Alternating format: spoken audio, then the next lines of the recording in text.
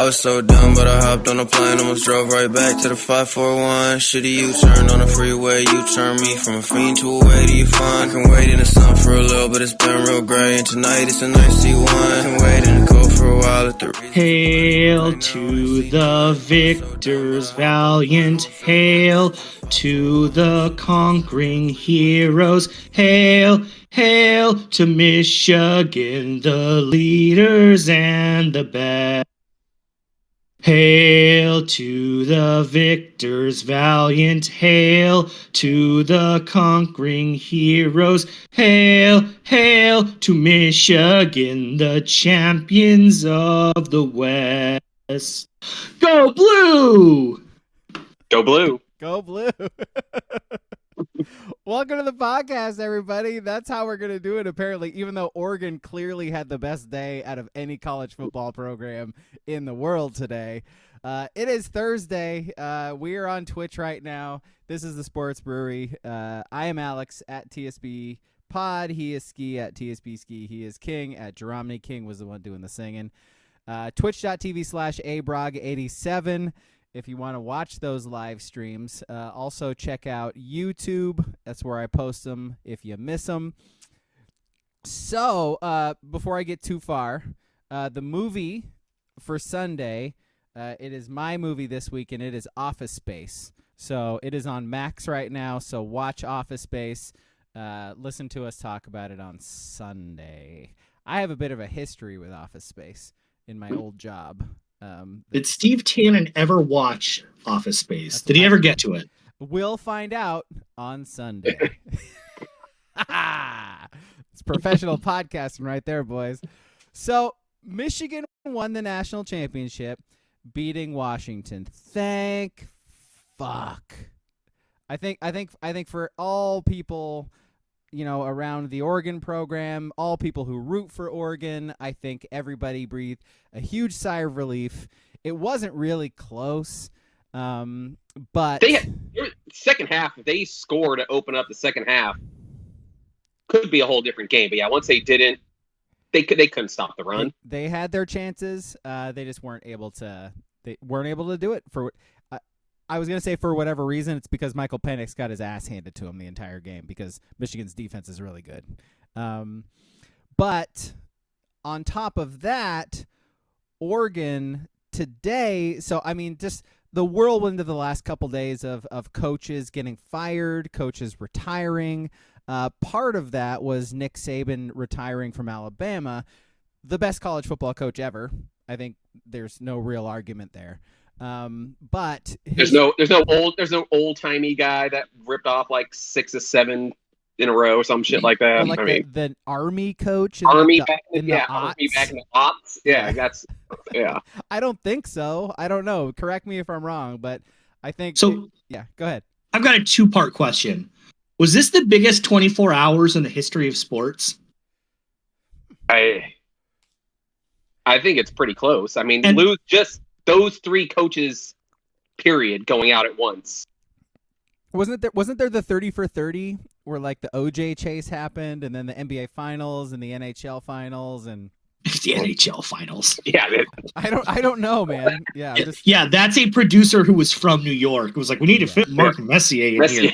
Biggest day ever, Mark. Hey, we got to get the fucking Rangers on a 30 for 30. Yeah. Who's their goalie, Richter or something? Mark Richter. Yeah. Mike Richter, Mark Messier. Yeah, Mike Richter, Mark Messier. Yeah, that's the Mikes and the Marks. I can't get them figured out. Forget about it. Was Messier's nickname the Captain? That's Jeter, right? Well, that was my point. I was going to say, real creative there in New York. Yeah. That's a good question. Anybody, Discord, look that up. Was Mark Messier the captain? Anybody in the chat know anything about the 1990s New York Rangers? But to your original question, though, this is by far the biggest day in sports that didn't involve any games happening. Also, that's the crazy thing. That's a good point. So I think yes to that question, if that is the question. Just because, I mean, we have arguably the best NFL coach of all time loses his job. The best college coach of all time retires. Pete Carroll. I mean, we can't just gloss over Pete Carroll. By the way, like he sort of changed college football. I think we could say. I mean, USC is still. He actually won at USC, which is something not a lot of people can actually say. And then went to the NFL and won a Super Bowl. I mean, he's one of the best coaches ever, right? Do you want to know an interesting twist on Pete Carroll? What a twist. Is I don't think he's going to get into the NFL Hall of Fame. This isn't my opinion, just from what the NFL people have been saying in the last 24 hours. Your sources? Well, yes, my source is Mike Florio and Chris, one of the Simses. So if he's not going to get into that, right? And I read a stipulation. This could be wrong, but this is what I read. To get into the College Football Hall of Fame, you have to be a head coach for 10 years. Pete Carroll was a head coach at USC for 9. And had his national title vacated, right? So how funny would that be if Pete Carroll neither for just some.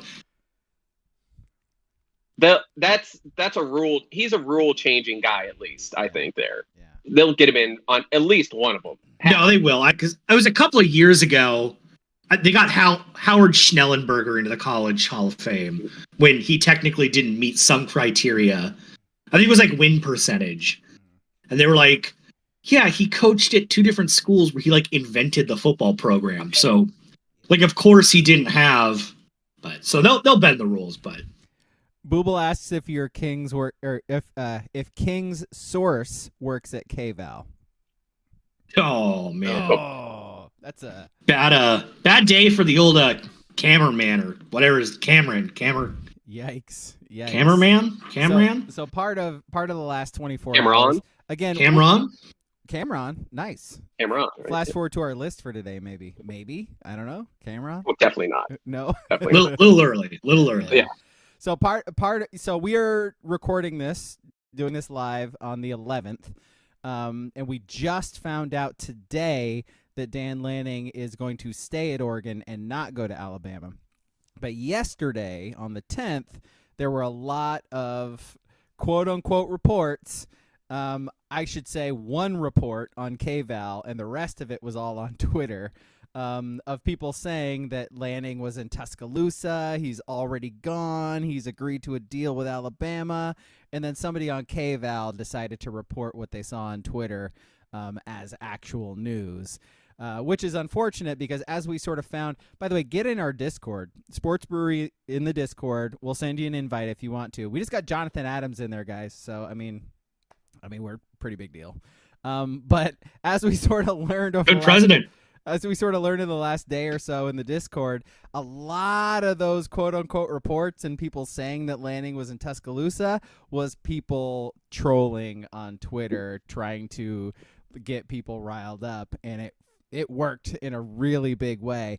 It's kind of wild because those turned in to what Oregon did today. Like if all of that didn't happen yesterday on Twitter, Dan Lanning wouldn't have made that video this morning. And the Oregon football Twitter wouldn't have done like the pin in Eugene and had the picture of, Lanning in his kitchen holding up. By the way, Lanning, stay out of the kitchen, man. I mean, if you've been on social media and seen Dan Lanning's cooking lately, I mean, just saying.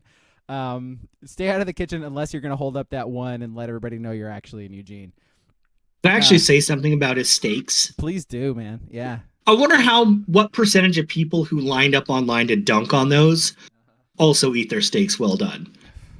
I'm just saying, like, through my life, I've met way too many people who like their steaks to be a tire. I feel like a healthy percentage of those people were just lying. And they eat it with They're really ketchup. like, oh, I love that shit. Mm. Yeah, fry it up. Put some ketchup on it. Get some ketchup for me. Got any A1? A1, definitely. No, but I don't know if you guys caught, he was on McAfee today. He had a quick little 2 or 3 minute segment on there. Dude, Oregon posted a video of him doing that interview. Like with the Oregon football Instagram and Twitter and stuff, they took their own video of him on the McAfee show talking about this. It's wild. Yeah, but wild marketing. Just they're the best, man. But this could all have been nothing though, because from the interview, it sounded like he texted McAfee last night, pretty much saying, "Hey, I'm not in Tuscaloosa. I'm not going to Alabama." And because McAfee's over the last week or so, his whole program has kind of stirred up a shitstorm. His program. He's been kind of off his phone. So he missed Lanning's text to him, which it's from what Lanning made it sound like was he was trying to have Pat push it out there like, "Hey, this is all bullshit," kind of stuff. And he missed it, and we got what we got this morning, which way better. I mean, a lot of Duck fans might have slept a little easier last night. I mean, I wasn't one of them. In our Discord, I wasn't worried. I said it could be the ultimate just blow up in my face, but I wasn't worried of Lanning leaving last night. I'm curious how you two guys feel about this in general, because we've seen this so many times in the last 7 or 8 years, where it's like I personally don't get emotionally invested in these people anymore. So it's like, so to hear that he might go to Alabama, it's like, okay, that sucks. Oregon's going to be bad for a couple years probably. That really blows. It depends on who they bring in. I don't know. Well, whatever. what I was going to say, it's a bummer that we have to go through this process again, where it's like, okay, Oregon's going to hire somebody else. Who's it going to be? Let's all have all the speculation and blah, blah, blah. But then on the flip side of that, you find out that Lanning's going to stay, and then the way he announces it and the words he says when he announces it, you're like, oh, okay, this dude might actually seem legit. Who knows, dude? Some NFL job could come up in a couple of years and he's gone. It is what it is. Someone did bring that up on McAfee as well, and it turns out that Lanning's he grew up in Kansas City. He's a big Chiefs fan, so he was like, "Oh, it sounds like he'd want to coach the Chiefs if that was available." But it's like, Andy Reid ain't going anywhere, isn't he? He might retire soon. Yeah, he's not that old. No, he's a football guy. Yeah. Oh yeah, he ain't going. What's he gonna do? He's gonna die. You want my kind of third eye thoughts? No, not yet. I do want it eventually, but I do want your best Pat McAfee first. I definitely don't have a Pat McAfee. I could do an AJ Hawk pretty well. Do your AJ Hawk. Ready? Yeah. I'm going downtown, and this is my boy AJ downtown. That's all I have. It's him saying downtown. You gotta go more gravelly. Hey, Pat, and then stops talking for 5 minutes. More the Stillers. What do you think about the Stillers? All the Yinzers in Pittsburgh. All right, Braga, you got to do it. I don't watch McAfee. I literally don't. I don't have one. I'm baffled by you. You don't know that week 17 of the NFL season is here, and you don't know that Oregon basketball won a game, and you're not online enough to know what Pat McAfee sounds like. Yeah, I honestly I can't imagine his voice right now. I can't. Interesting. I'm sorry. Yeah. Yeah. He's shoved down everyone's throat. I know. I'm just surprised. I'm not on social media, you guys. I'll say I'm not on Twitter. The only Twitter stuff I see is the links you guys post. He's big on Facebook. He's big on Facebook. Yeah. I'll tell you that. Big audience. I follow sports. I'm just not on Twitter as much as you guys. I'm sure there's a lot of QAnon message boards he's been blowing up on the last week or so too. Yeah, so I live in the dark web of Facebook. Yeah, that's me. Yeah. Which is everyone's front page. Yeah, that's what it's even called anymore. The front page. I don't even know. I don't know. I got my top 8. They're lined up. It's a heavy Q list for sure. So anyway, third eye. Yeah, third eye. My third eye. So, from everything we heard from Lanning today, right? If this job opened up 2 years from now, 3 years from now, and everything stayed the same here, I could probably see him leaving, right? You guys could as well.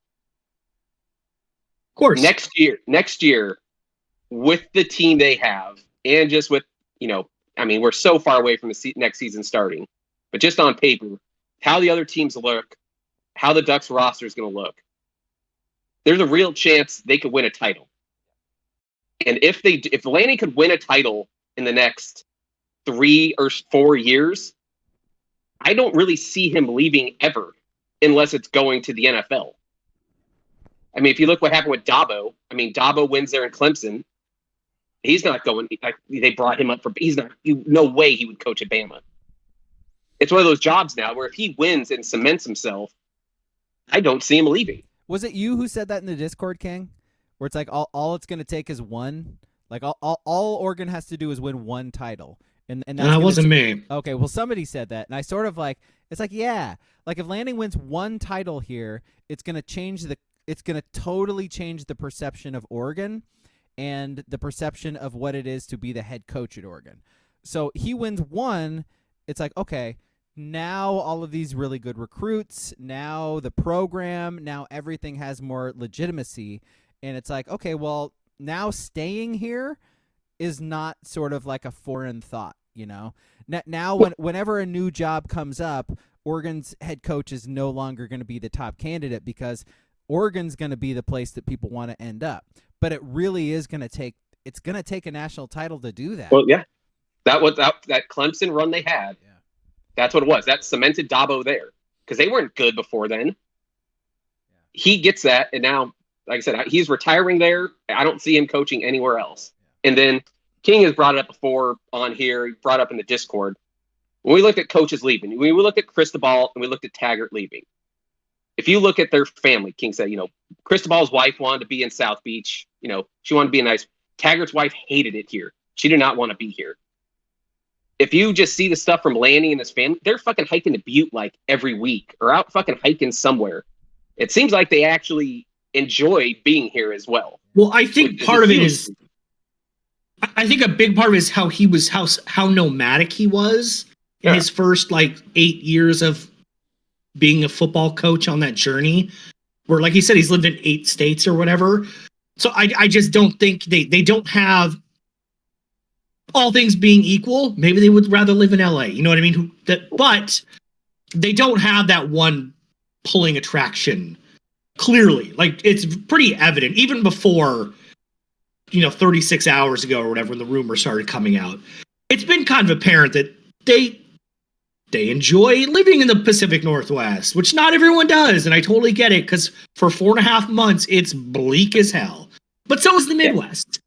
Ohio State fans and Michigan, their coaches, they kind of get over it at a certain point. By the way, I don't want to hear that from anybody who lives outside of Florida or Southern California. Miss me with the Oregon weather stuff and all of that. The Midwest is a miserable fucking place to be. It's gross. It's humid. It's somehow too humid and too dry at the same time. You know what I mean? And it's yeah, go ahead. Well, no, just on that note, we're supposed to have a big weather event in Portland to Eugene, which consists of 4 inches of snow this weekend. And just as a comparison, on Saturday in Kansas City during the football game, it's supposed to be -10. And on Sunday for the Bills and no, I forget who the Bills are playing. It's the Browns game. No, moving. The Bills are going to move the game to Cleveland. Oh, to Cleveland, yeah. Yeah, I just can't remember who the hell they're playing. Oh, the Stillers. The Stillers. Yeah, because there's lake effect blizzard. So, yeah, I think our winters suck, but in comparison, they're fine. I was telling somebody at my work, so our corporation is based in St. Louis, and so she works in St. Louis, and she had heard that it was blisteringly cold in Oregon right now. And I was like, I mean, it's cold. It's 30, it was 39 or something this morning. And she's like, oh my God, it was 15 here. That's nothing. I was like, yeah. I'm telling you, lady, that's why people live in Oregon. It's because we don't get the extremes of either direction. Maybe we do in the summers now. It depends though. Because we didn't really this year. We didn't get the 105 day. We didn't, and we get that heat dome. Yeah, every once in a while we get snow, but it's 31 degrees and snowing, and it lasts for a couple days at the most. And And people have no idea what they're doing because we don't get that shit here, and we have no idea how to take care of the roads and stuff. That I find that a good thing, the fact that we don't know how to take care of roads when it snows in Oregon, because it means it doesn't happen that much. We don't get blizzards, and it's not fucking like 10 degrees here. But there's wonderful. always someone complain. I think it was Gabe Morency. I don't know if you guys know sports, or he does gambling show. He lives in Canada, and he was talking about the Chiefs game, being -10 and how it was like insane, crazy. And he's like, motherfuckers out here are, walking to work in -10 like it's nothing. It's just all perspective of where you're living, and you just think everywhere else is the worst, right? Yeah, and don't get me wrong. You put me in like 50, 60 degrees parts of Arizona or whatever where it's just that all year. I'm cool. Like I'll be there. I'm not built for the sun, but I'll be there. You know what I mean? By the way, WCP says it's supposed to be -12 at kickoff in Kansas City. Good luck there, Finns. Yeah, that game is gonna. There's no in between on that game. It's either going to be so dry with a fast track because it's frozen that it might actually be like 31-27, or it's just going to be so incredibly brutal we're getting a 5-8. Just the worst game ever. I don't think there's going to be. It's not going to be 21-24 in like a middle of the road game. Well, Kansas City can't score points, and so it's probably going to be low scoring for both of them. Well, Dolphins pretty much don't have a fucking defense right now, so they might be able to complete some passes. Who knows? Okay, so back to the Lanning and Duck stuff, I guess. So hearing from Lanning himself that he plans to stay here for a long time, how did you feel when you saw that this morning? Was it like a sense of relief? Was it like because you can't keep having a roster churn. It just it doesn't work. I mean, there's just the difference in styles between coaches sometimes. It just makes it. We saw Noah Sewell in Dan Lanning's defense. Yes, he was injured. He had an upper body injury like the whole year and didn't practice. Gained a little weight, in fairness. He couldn't play in the Lanning scheme. And none of us hated him his first 2 years at Oregon. But then we saw him in his junior year, couldn't cover side to side, could not go side to side to save his life, where Mario's scheme was just more downhill. Different body types. That's the thing, is there's got to be some continuity at some point. And if it had gone fourth coach in, whatever was 8 years, it's just like, Jesus Christ. At some point, just enough is enough. Right. Well, you always thought, hiring Lanning was like, all right, he's an inexperienced guy. He needs to, work, get some repetitions as a head coach. So you're like, all right, we should be able to keep him for 4 or 5 years. And then all of a sudden in the same year, 2 high-profile jobs come up, and he turns them down. I mean, I honestly, if for some reason, there's no chance it was going to happen. If Kirby Smart took the job at Alabama, I could see him going to Georgia. But that is it right now. And going forward, like I said, why does a coach leave a program? To have a chance to win a national championship, right? So if your program you currently are at can win a national title, what's the point of leaving? Well, and that's another reason why just the jump to the Big Ten was such a big deal, like going forward, is it just gives the coach a lane and stability of conference. Because I'm not here to say Dan was the first guy on Alabama's wish list or whatever, but if Dan Lanning was facing the prospect of playing back-to-back games against San Diego State and SMU on Apple TV going forward, the odds of him bouncing are a lot higher. Like Jonathan Smith. Because there's a reality to this stuff that fans don't like to admit. I totally get it. But there's a reality to it, and the coaches know it. Yeah. By the way, that sound you heard was D_sniper_elite who just followed us. By the way, if you're on, thank you for that. Sniper? Yeah, D Sniper Elite, apparently. Oh. By the way, if you're in our Twisted chat Sisters right here? now, if you're watching this and you haven't followed the page yet, do that. We need a few more people to do that, so we can start monetizing this thing. So get in there. Yeah, right. So I mean, go ahead, Ski. I was gonna say, so on the job though, where are you guys at with Bama? Because that's is big a thing that it's gonna change the landscape of college football here. Who takes his job? Real legit question from me. Like, how good is Alabama gonna be without Nick Saban? Like, Eventually they'll be fine. I mean, they were not good before him. Like, do you remember Alabama before Nick Saban? I was watching the Mike Shula era weekly. I mean, who do you think you're talking to? They were terrible. I'm just saying, they were terrible. Is it possible that Alabama becomes terrible again because he's gone? I mean, not terrible. They're not going to get back to terrible. that level, but not. I mean, I guess they could in another 10 years, but not within the next 5 years. They've built up too much. Still, there's still too much of a brand.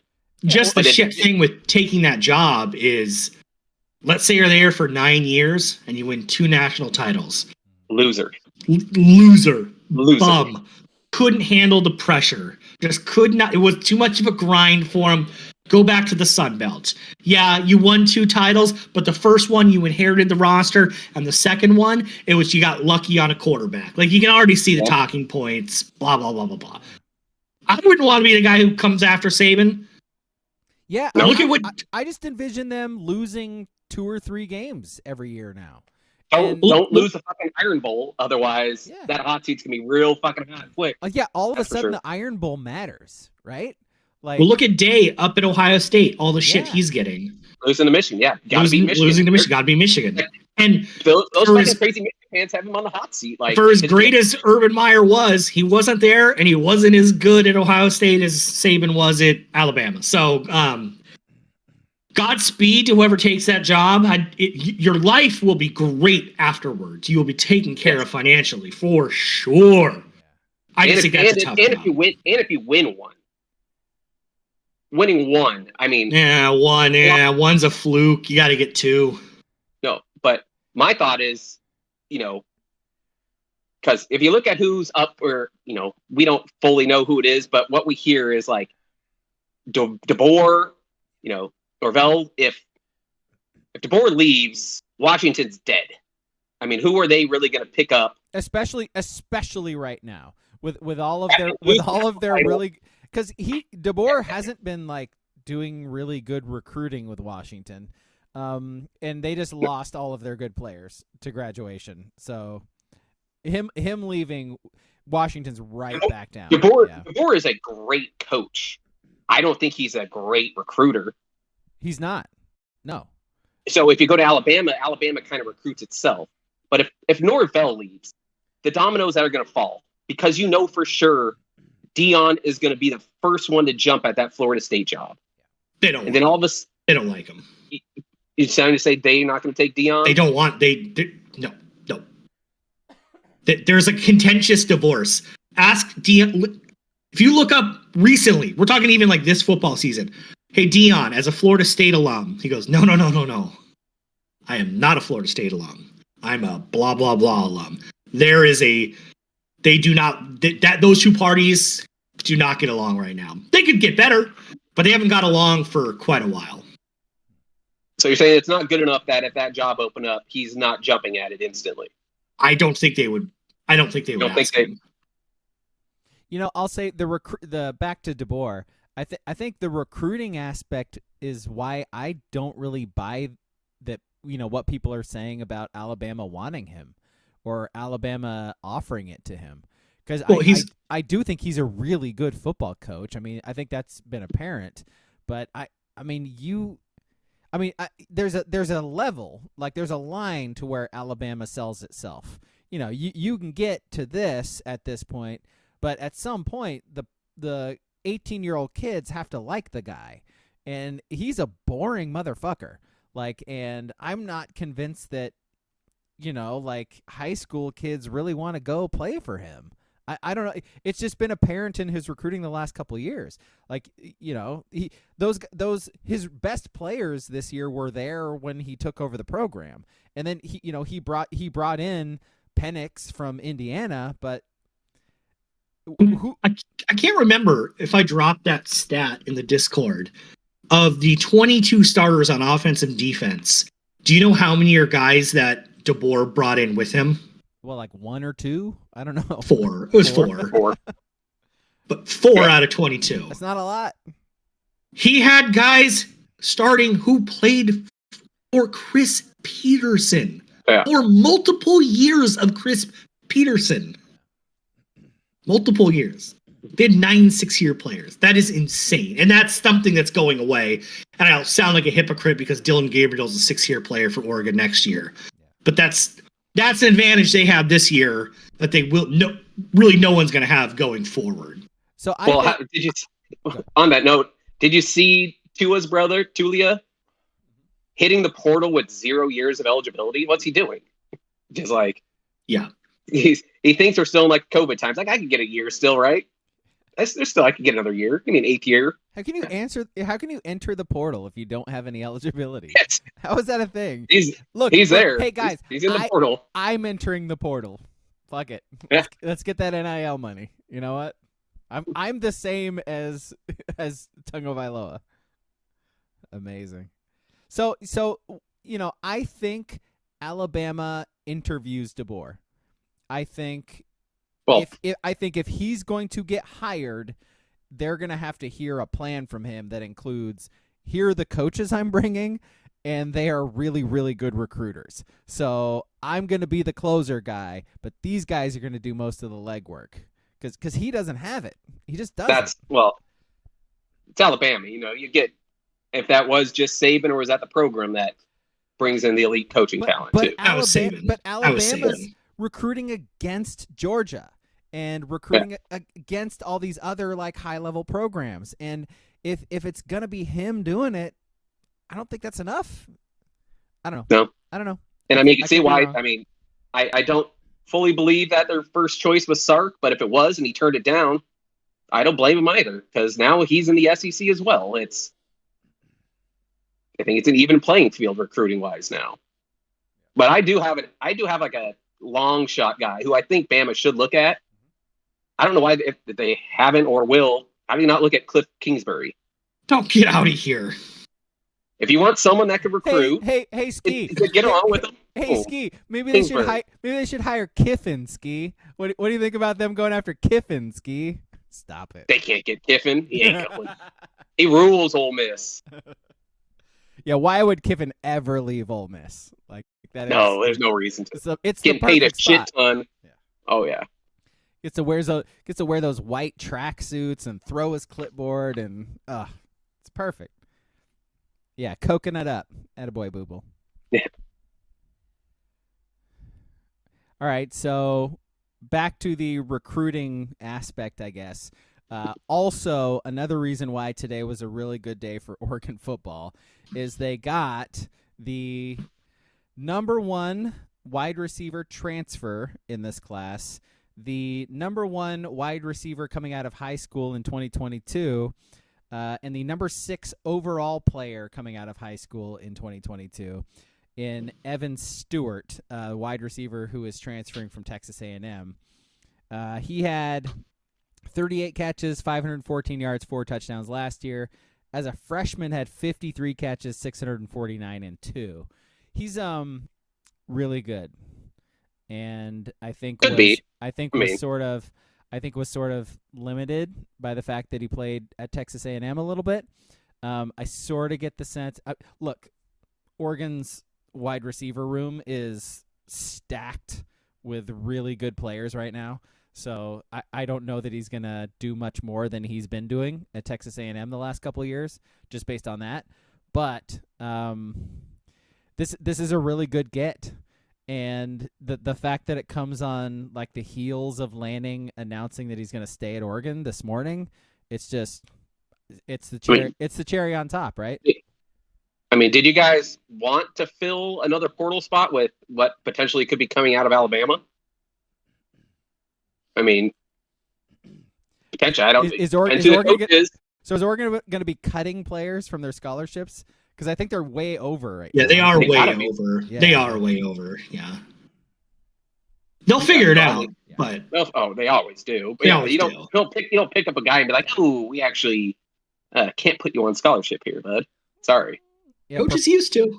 preferred walk on. How does that sound? Is there a rule now? I don't know the rules for NIL. Can you not put someone on scholarship and just give them the money to pay for school in the year in NIL money? I have read that you can't. I could be completely wrong. I could have read a terrible source that you can't outright do that.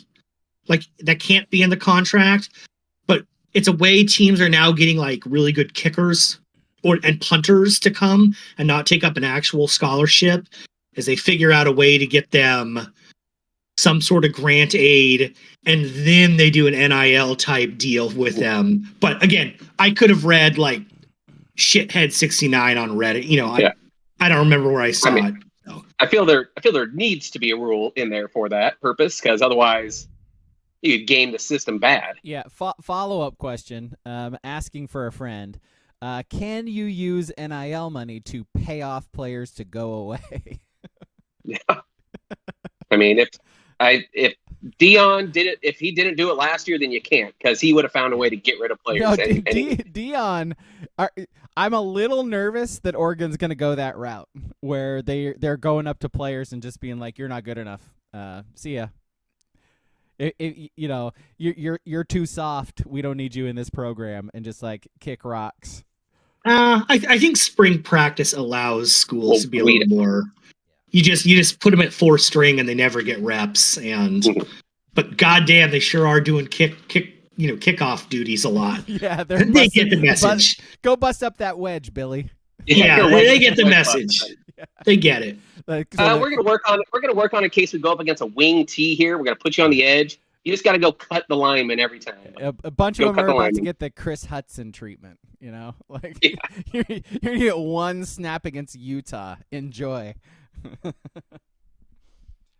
All right.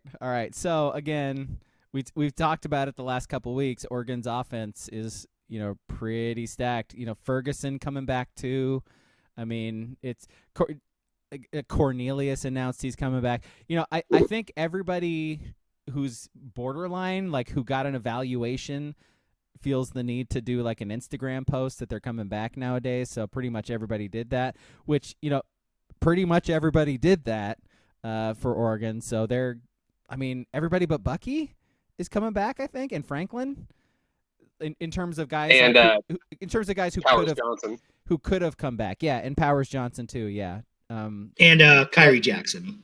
And Kyrie Jackson. I was just saying. I was just talking about the offense too, by the way. But yeah. Like defense is going to be stacked too, man. Birch coming back, like. Geez, yeah, but those guys, I know it's January 11th. Like, fucking A, if this doesn't look like it might be the best Oregon team ever. Like, I don't know. They are really loaded. And I'm, it's easy to say this sort of thing when it's. I think what we tend to do is we see the recruiting classes and we see guys who are transferring in and we're like, oh, guys, this could be the best Oregon team ever, but we've never actually seen them play for Oregon. Like in this case, we've seen all these guys. Like they had great years. They're really good players. And then you're bringing in Dylan Gabriel, who we saw have a really good year at Oklahoma. It's like, shit, they're going to be really good, aren't they?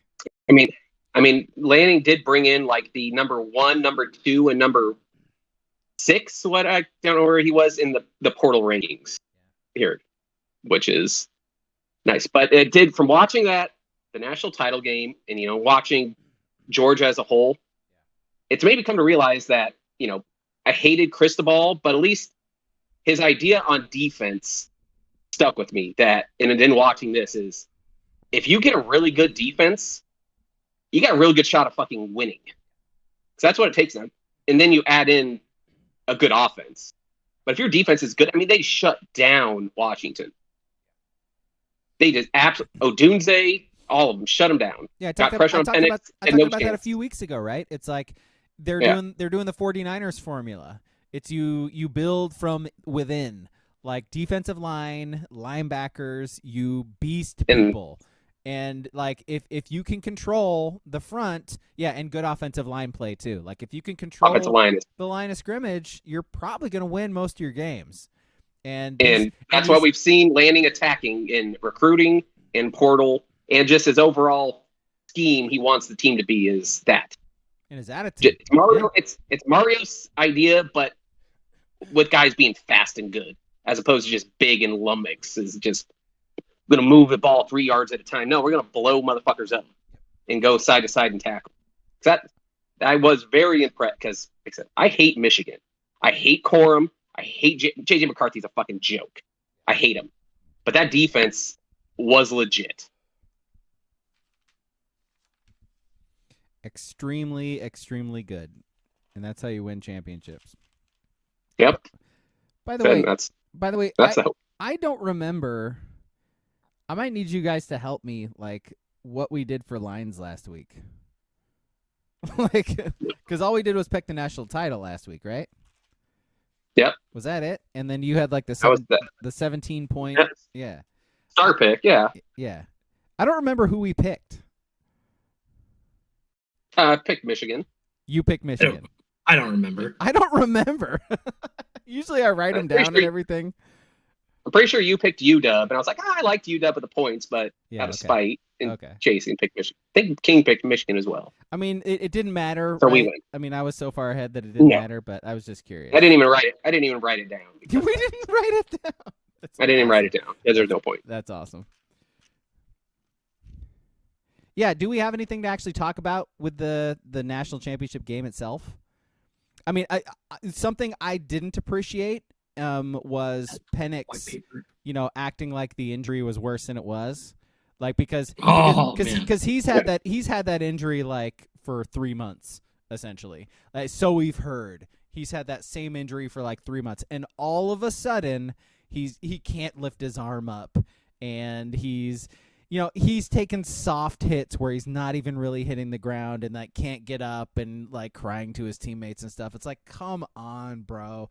You are better than that. Like Michael Penix Jr., you are better than that. You were a really good quarterback. You beat Oregon twice this year. You're fantastic. You don't need to do that. Like, yes, Michigan handed you your ass. Like they did that to everybody else this year too. You don't need to do that. You're above that. Like him with the towel over his head, like with his arm held up like he's broken. Like, come on, bro. Come on.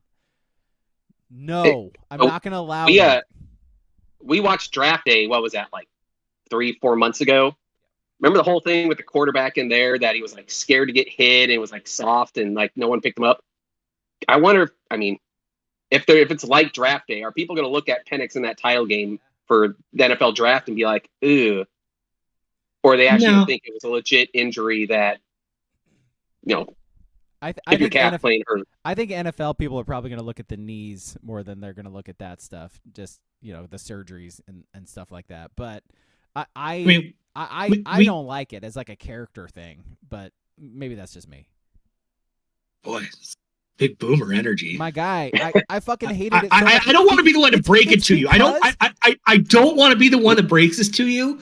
But on December 1st, when Washington beat Oregon, the Oregon quarterback put a towel over his head and looked down at the ground prolonged and didn't get up. Just saying. I'm saying these things because I respect him. Like, he's a really, really good quarterback. And I'm like, dude, I don't want to see that from you. Like, you don't need to do that. Like, you're fantastic. You had a great year. Like, quit acting like you're more hurt than you are. I don't like it. I'm fine with the post game. You're gonna lose. Put the towel over your head. That's fine. It was the in game. Every time he got looked at, he started grabbing again. Like, dude, he wouldn't lift his right arm up. It's like, come on, man. Like, come on, cut it out. Like, I hate that stuff where like in between plays, players will do this, but like when they're actually playing, they're all loose and they go back and throw passes and stuff. It's like, come on, dude. Like, Anyway, I was watching that and was really. What are your thoughts on participation trophies? I'm not mad. I'm not mad. I'm disappointed. A migrant caravan. Have you heard about it? Yeah, has that caravan shown up yet? Is it here I've yet? been waiting for like 3 years. I don't know. Man. I got all these paper towels I want to throw them. They keep multiplying. We just never see them. It's weird. Caravan is coming. So big. So big. Spans the sea. That's how big it is. You know, they're going to take your babies. The thing I love about the caravan talk that pops up like every 9 months is they're like, it's heading to America from Argentina on foot. Okay, like, Oh, is it? good luck. I'll set a timer to it. Like, what are we doing here? You know, like 2 years to walk in the jungle to get here. That must have been so annoying. You're like in Mexico, like your family's on a trip or whatever, and they're just sort of like walking through the countryside, and there's all of a sudden there's like a helicopter with cameras flying above you, like videotaping you. You're like, huh, Yeah, what's going on? just sightseeing, folks. I mean, Yeah. You guys clearly just watch too much lamestream media I to know do. what's really fucking going on Brainwashed. here. Brainwashed, yeah. Fucking sheeple over here. Watching Rachel Maddow every night, 7 to 8. She's only on one night a week. Come on, man. Oh, Yeah. actually, I think I did know that. She's got like the best like contract in the business. Her and like Howard Stern. They're just like, we don't really work anymore, but pay us 2 like we hours a used week. to. No, everybody else does all of the work for their shows too. So they just like walk in one day a week and read a teleprompter. It's fantastic. By the way, only reason I know that is because she was on the Smartless podcast. So, and she I do. Once you said that, though, it did Yeah. jog my memory. I was like, Yeah, that's right. yeah, She yeah. does. She's got the best one in the biz. Easy. Yep. Okay. Do we have anything else we want to say? Move on to the list. I mean, since you don't have the internet, you probably don't know who Stephen A. Smith and Jason Whitlock Is that the are. thing Al Gore invented? That's what they say. Okay. Yeah. All right. Did I've you heard of guys it. catch any of these Stephen A. Smith clips last night against Jason Whitlock? Yeah. And Levitar. Sweeping the nation, It's man. like, no, it's like one of the most. It's so beautiful. Like, Oh, okay. I know, thought you were going to say I'm No, unfamiliar and, with this and topic. the fact that it was Stephen A. doing it too is just sort of adds like a layer. It was So good. I liked all the videos where they threw a Nas's ether underneath it. Yeah. Like he actually had that on there. So good. I would have put it by him having that on. You wanted a problem. You found a problem. You fat piece of shit. I'm looking right at you. So good. I mean, I this love- is Cat Williams in like a week span. Well, Yeah. that's the thing about the Whitlock thing that is so corny is he had a really rough last 3 weeks by the Kansas City bathroom incident. Did you guys see that one? No, what happened? I did miss that one. So it was around Christmas, and he you know those bathrooms that are family bathrooms Yeah, they're where big. it's just there's one bathroom, there's one toilet. You know, they have a row of those at the Kansas City airport. They just say like all genders, and so he put in something how it's some brainwashing sheeple thing, and so the mayor of Kansas City was like they're just single toilet bathrooms, and regular bathrooms are right around the corner, and everyone was dunking on because he's an idiot. Yeah. And then he had another misstep where he showed an ad on when he was Googling ESPN, I saw and that. it was for porn. Yep. And everyone like maybe gay porn. Everyone's like, you just do not understand how the It was algorithm the works. Like, algorithm. Yeah. targeted ads, dude. So we had a really rough couple of weeks just being a fucking dipshit. And then the Cat Williams things comes out. And I was a little skeptical of him going after Stephen A. Smith just because of that. And then when I watched Jason Whitlock, his first salvo, and he did the exact same thing Cat Williams said about what's his name? Kevin Hart. About he's a Hollywood plant. And he said Stephen A. Smith is a Hollywood plant. It's like word for word, bar for bar. Like Now This is lame. Now he's out here biting rhymes. it was like, this is so lame. It was so lame. And and he's like, you average 1.5 points a game in high school? Okay, he admitted it. Or college, I think it was college. Like, he wasn't that good. Get over it.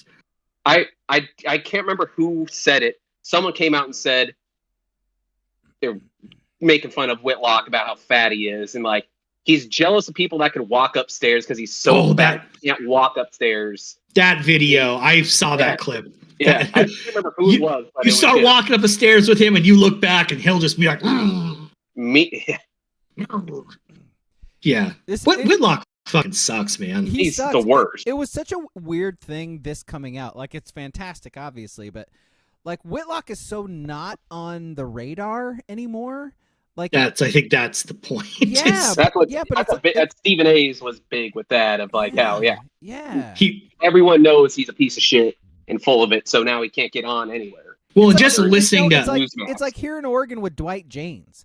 It's like we can make fun of Dwight Janes all day long, but he's such a non-factor. Like, he's not on things. Like, there's nothing to read of his. Like, he's an old crotchety man who just randomly posts things on Twitter sometimes, and then people dunk on him. It's like, what's the point of this person? Like, Jason Whitlock's that for me. It's like, what's the point of this? Like, why is he in my?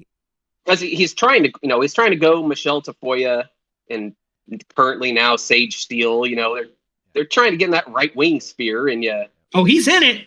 I mean, he works under Glenn Beck's company, so he's getting a good check. But like I was just reading and listening to stuff in the last couple of days about it, and people are right when he goes after a Stephen A. Smith or Jamel Hill. The replies that are mean to these people all look suspiciously the same. They're all patriots and white. So he knows his audience. And the shitty thing is this whole thing, even though everyone knows, especially now, that Whitlock is he's a bad human. He's a bad person. He'll undercut you, blah, blah, blah. It's still a win for him because all those people with their dogs licking their face in their Twitter avatars, they already don't like Stephen A. Smith.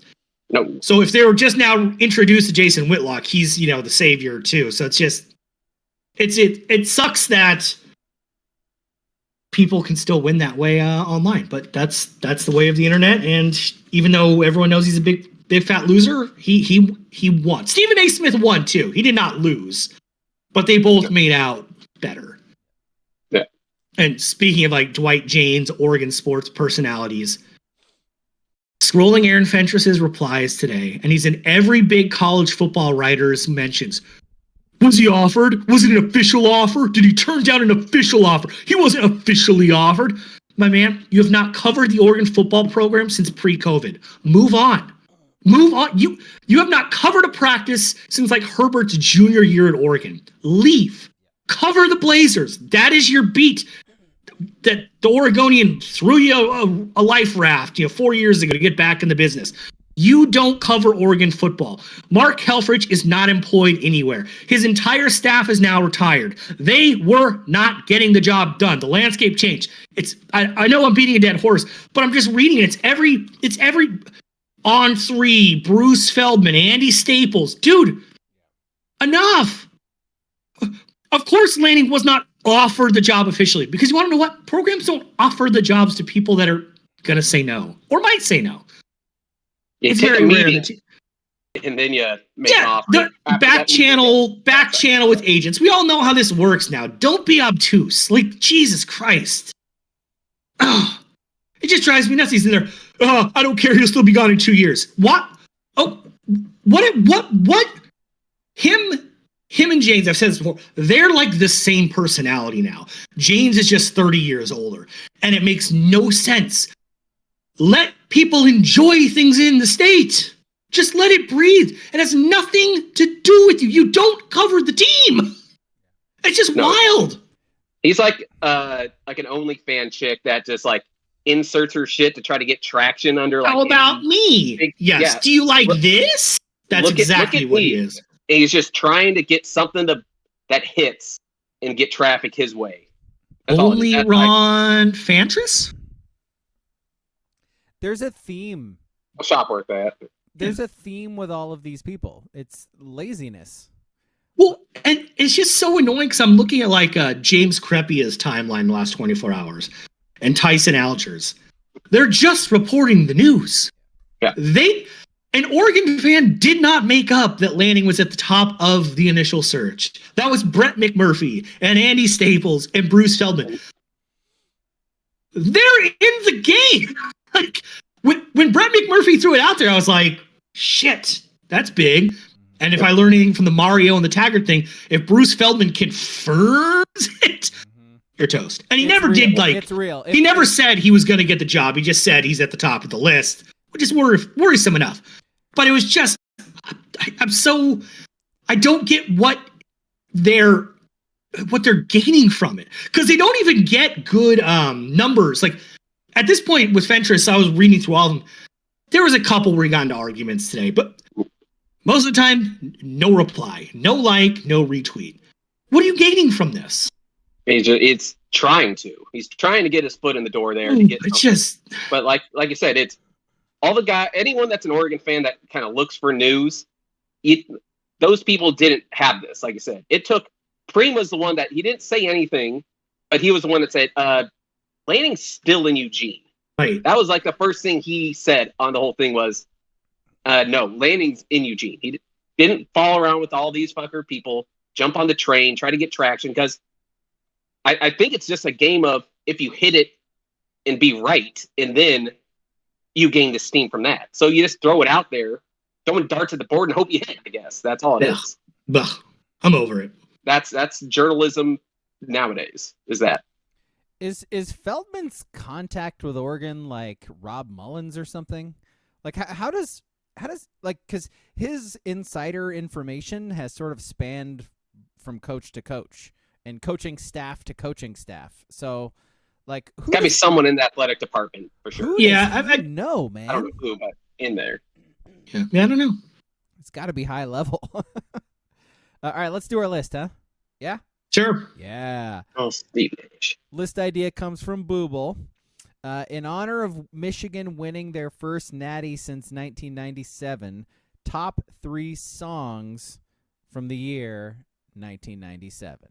And as WCP said in the Discord, we have not done a music list in a while, so this 97's a good year. 97's a good year for music, you guys. As you're about to 97 was a very interesting year too, of what was hits in the 97. No doubt. By the way, Natty, shout out to Cliff Harris. Everybody using Natty goes back to him. Yeah. Big ups. All right, let's do this. Who wants to start? I'll start. My number 3 song from 1997, "Wannabe" by the Spice Girls. Who was your go-to Spice Girl? Gary.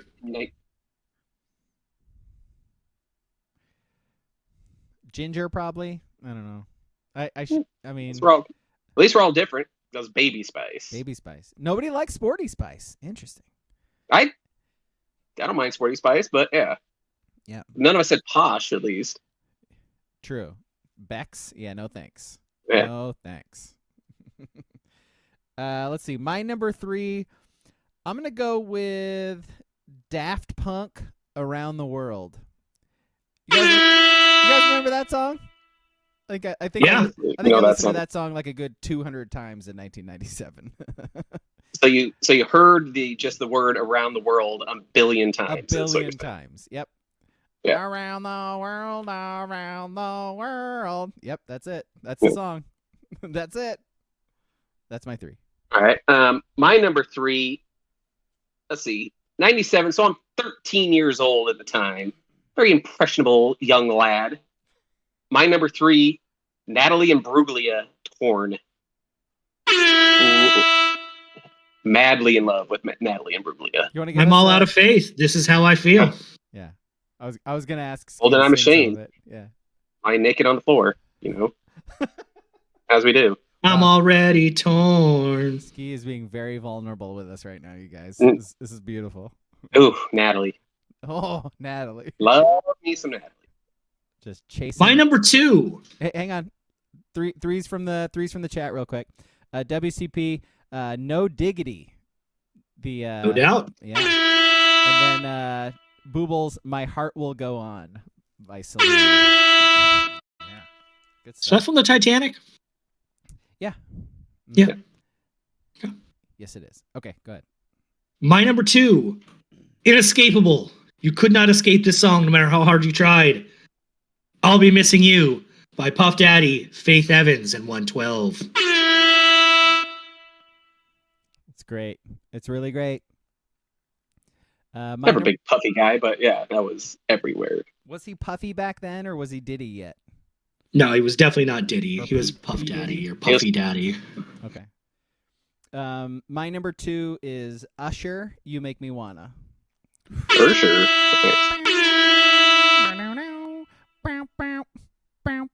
That's a fucking banger. That still goes very hard. That song is great. Isn't Usher doing the Super Bowl this year? I think you're right. I think he is. So maybe he'll get lucky. Maybe he'll bop that banger out. We're about to hear that song in a few weeks, you guys. You better believe it. There you go. He's gonna do the medley. All right. My number 2. This was a tough one. There's a lot of metal rock songs that came out in '97, but I went with Blur's song number 2. Great. It's only like 2 minutes long, and it just bangs. 2 minutes. God, there's so I think many. I'm unfamiliar with that song. Yeah, sing a little bit for us, Ski. I don't sing. Then we're never gonna know how that song We're never, goes, I guess. Yeah. never gonna know. Okay. Never gonna know. That's a bummer. 2's from the chat. WCP's Return of the Mac. Mark Morrison. I believe that was number 97 on the Billboard Hot Chart that year, which seemed a little low. Yeah. Very low. Yeah, That's a huge I was a little one. surprised. Return of the Mac. I feel like that's gotten more popular over the years than it was maybe in '97. I think you're right. Speaking of that, like speaking of songs like that, like a wedding Genuine's Pony, not Pony, a good yeah. song. It's not a good song. It's for It gets strippers. more popular by the year, but it's not actually. It's not a good song. It's weddings, you guys. Like these songs getting played at weddings makes them bigger as the years go on. Boobles number 2 is Good Riddance by Green Day. This fucking leftist, this lefty piece of shit. This guy hates America. Yeah, did they change the lyrics on that one too, Booble? Yeah. Huh? All right, go for it. My number 1 song of 1997 from the greatest boy band ever assembled, Backstreet Boys. Quit playing games with my heart. Playing games with my heart, with my My heart. Are you guys supposed to be throwing some dabs in there now? Isn't that the new rule? Or You asked for it. You got it. Yo, gotta get my kid in here. I'm gonna get yelled at from all sides. All right. Where are we at? I forget. you? It's me. You're number 1. My number 1. This is gonna be a shocker to a lot of people, I think. My number 1 for 1997, Leanne Rimes, How Do I Live? What you think about man. that? How I used to do hear that I song live without. Come a on, man. bazillion times once it was store like appropriate, like once it was old enough. Like a, Yep. At Albertsons doing bottles in the back. Jesus, that song was on a loop. Every store you're in, you hear that song. You can't deny it's got to be the biggest song of that year, right? It has to be. By the way, I have a whole bunch of honorable mentions. Like WCP just dropped a bunch of them in the chat too. Like I got a bunch of them. I got a bunch of rap songs that I didn't say. Oh, so it's my number 1, and it might be the biggest rap song ever. How Do I Live was number 9 in 97, by the way. Okay, all right. And that is WCP just said that in the chat too. You guys are on the same list. of course they are. And that is Wu-Tang Triumph. Triumph banger. Yep, so good. Too long. It is. It's like 7 minutes long, Yeah, but but it's but it's got 7 all minutes of of them. banging. There's a lot Yep. there's a lot of members in the clan. I think you'll find. Let's see. I think Go ahead. Wu-Tang and Puff killed music videos. People were like, I don't got 20 minutes to watch a song. Yeah. What was the director's name? It was like that F. Gary Gray guy or whatever. He ended up doing Him and like Hype Williams. Hype Williams. Okay, it was Hype Williams, Yeah. not F. Gary Gray. My bad. Yeah, you're right. Yeah, Hype Williams changed the game, man. All those Busta Rhymes videos too. He did. I'm not Bus taking is on there. I think Dangerous Put your was on there. Dangerous. Put your Yeah, hands where my Dangerous eyes can out there. see. Those both came out in '97. Come on, man. Let's see. Number one's from the chat. WCP says, "Can't Nobody Hold Me Down." Puff Daddy featuring Mace. Mace. Yep. Reverend Mace. Yep. And then Booble says, "I'll Be Missing You." Who's that one? My number 2. Was it? Okay. All right. Yeah. All right. Yeah, I have one honorable mention, and it's not because the song was good, but it might have been played the most in 1997, and that was Chumbawamba Tub Thumping. Yeah. Yeah. It so much. That is no place on my list. Absolutely No. Not a good song, but God, was it played a lot. One surprising song was because all rap and hip hop from the 80s sounded the same. Where they're like, I bounce the ball to the court. I like to wear a shorts. Is DJ Cool's Let Me Clear My Throat. That came out in 1997. Did it? I would have thought that was in the 80s for sure. Whoa. For sure. Da da da da da da da da da. Ba ba ba. So good. I think I just like morphed that into a Mace song. I think Mason kind of stole it eventually or something. He definitely stole it. So I got some more here. I got The Verve, Bittersweet Symphony. Remember that banger? Yeah. I got that Missy Elliott album came out. So the Rain song or whatever. I can't stand the rain. Yeah. What was the other one? Oh, remember that Camp Low song? That Lucchini song? This is it. This is it. What? Lucchini pouring from the sky. Let's get lit. What? Remember that? Oh, it's a banger. I think I missed that one in 97. Oh, you got to hear it, man. All right. Anyway. I was first thought you would go because didn't Jurassic 5 come out with their first album in 97?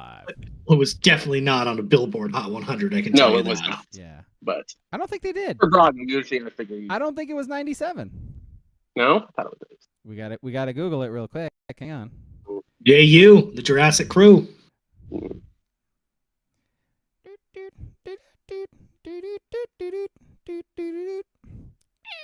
There was definitely a period of time where J5 and the Beat Nuts meant you were really cool. Oh, Beat Nuts. You listen to Wu-Tang, you are a mainstream smooth brain. I listen to the Beat Nuts and J5. No, that was like 95. Charlie Tuna, no big deal. 99, I think, was that Beat Nuts album. Was it? Red and I think that was after that. The Jurassic 5's first album titled Jurassic 5 came out in 1998, it says. 98. On Wikipedia. It was released in the UK first, apparently. That's weird. Oh, here we go. The EP came out in 97. Okay. Let's see what was on the EP, and I'll pick a song from it.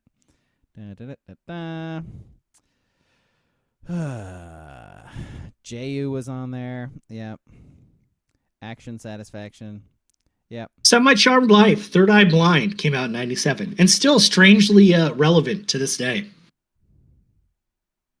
Do you remember the American Dad episode where like Klaus and Stan make a podcast of just listing band names from the 90s? I think we should do a whole episode on just that. Oh, 100%. I mean, we're summer's coming up, boys. we're gonna need to have entire episodes with us listing baseball players from teams. Here's some trivia. Who too. sung "Where Have All the Cowboys Gone"? Paula Cole or Paula Stone? I'm gonna go with Paula Cole. Mostly based on the fact that you were struggling.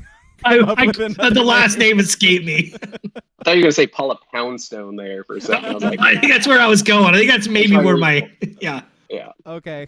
All right. We've been doing this for too long. Once again, time for us to go. You guys got anything else before you want to bounce?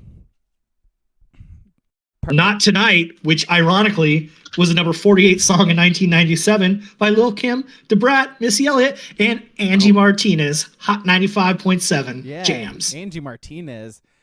Back when like DJs on radio stations could be on rap songs. It's fantastic. All right. Well, Sunday is the movie. It is Office Space. It's on Max, so watch it. Listen to us talk about it. It was a good day to be a Duck fan. It really was. Sort of sitting that for a while because these days don't come around very often. So it was a good one. Yeah, no, it's like everything around us is sad and depressing, and it's cold outside, and it's gonna. But Oregon had a good day, so. And every single one of us will die at some point. Yeah. All right, bye guys.